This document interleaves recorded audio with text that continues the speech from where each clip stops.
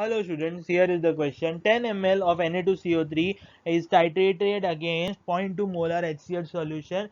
The following liter values were obtained in 5 readings: 4.8, 4.9, 5, 5 and 5. Based on these readings and the convention of titrimetric estimation, the concentration of Na2CO3 solution is.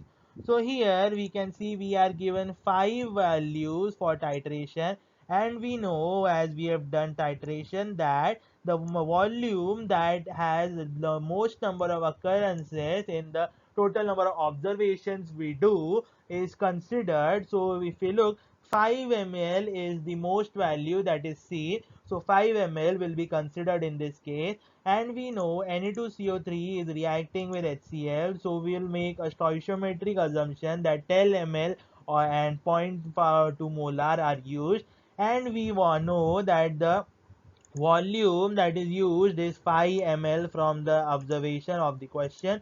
So once we use that, we use the equivalents in this case. As I said, moles won't be the basic unit to be used, because mole will only talk about Na2CO3 and HCl as a whole, but equivalents will talk about each part of Na2CO3, which is Na and CO3 2 minus, and HCl, H plus and Cl minus.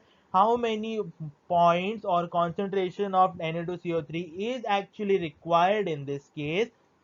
So once we use that, we know that the more equivalence of Na2CO3 is the concentration into the volume into the factor, in this case, which is equal to concentration 0.2 molar into 5 ml, which we looked over here, into 1, because there is only one hydrogen in this case.